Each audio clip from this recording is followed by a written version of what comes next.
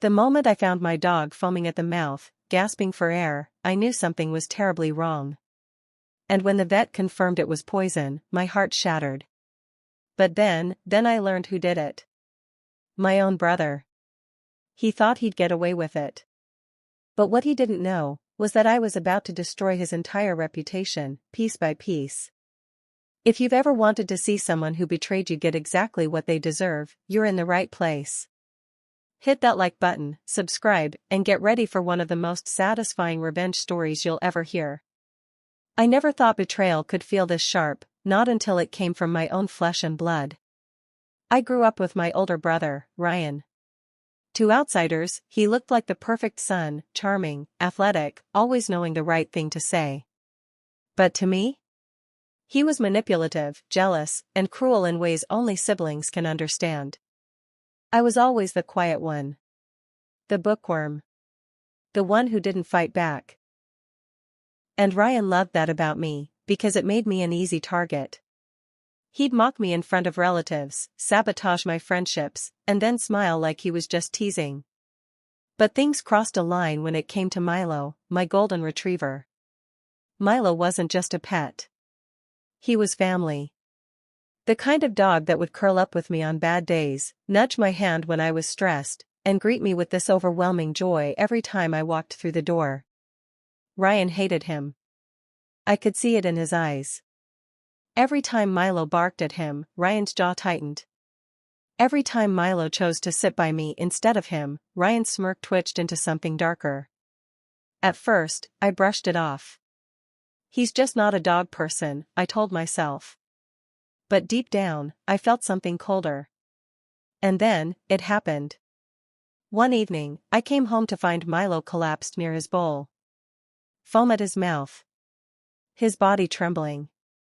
My chest clenched so tight I could barely breathe as I scooped him up and raced to the vet. The sterile smell of antiseptic burned my nose as I begged the vet to save him. Minutes stretched into hours until finally, the vet looked at me and said the words that shattered my world. "Your dog's been poisoned." My stomach dropped. Poisoned. Not sick. Not an accident. Someone had done this. And the worst part? Milo didn't make it. I sat in that cold, fluorescent-lit room with his still body in my arms, sobbing until I couldn't feel my throat anymore. My hands shook, my chest ached, and for the first time in my life, I felt something stronger than grief. I felt rage. The vet told me the poison was deliberate, rat poison, mixed into food. My mind started racing. Who had access? Who hated Milo enough? And then I remembered. A week earlier, Ryan had laughed when Milo barked at him and said, "One day, that mutt's gonna get what's coming to him." The puzzle pieces slammed together. The smirk. The comments. The way he hated how Milo loved me. It was Ryan. The betrayal hit me like a knife to the ribs. My own brother killed my dog. I confronted him, tears burning my eyes. "Did you do it? Did you poison Milo?" And he smiled. Smiled. "Maybe if you weren't so obsessed with that stupid dog, you'd notice how pathetic you are. It was just a mutt. Get over it." My hands shook so violently I thought I'd hit him. But I didn't. Instead, I promised myself something far more dangerous. If he wanted war, I'd give him war. But not with fists. With reputation.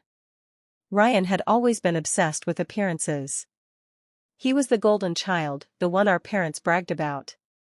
He'd built this polished image of being hardworking, reliable, trustworthy. People believed him. So I made it my mission to tear that image apart. Brick by brick. First, I gathered evidence. I started with his laptop. He'd carelessly left it unlocked one night when he passed out drunk on the couch. I went digging, and oh, what I found. Cheating on his girlfriend with 3 different women. Lying to his boss about working late when he was out gambling. Screenshots of texts where he mocked our parents, calling them idiots for still supporting him financially. It was like striking gold. Every file, every message, every dirty little secret. I documented it all. Next, I played the long game.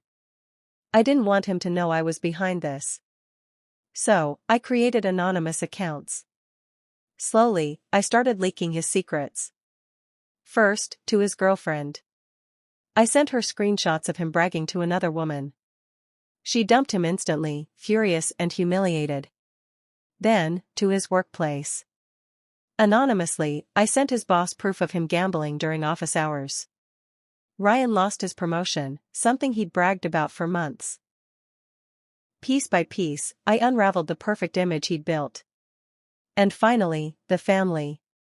At a holiday dinner, with relatives all around the table, I dropped the bomb. I think you should all know what Ryan's been up to. I pulled out my phone and showed them everything, his insults, his lies, his betrayal. The room fell silent. My parents' faces drained of color. My relatives stared at him like he was a stranger. Ryan's face twisted from arrogance to panic. He stuttered, tried to deny it, but the proof was undeniable. And in that moment, I watched his entire reputation collapse. The golden boy image? Gone. His girlfriend? Gone.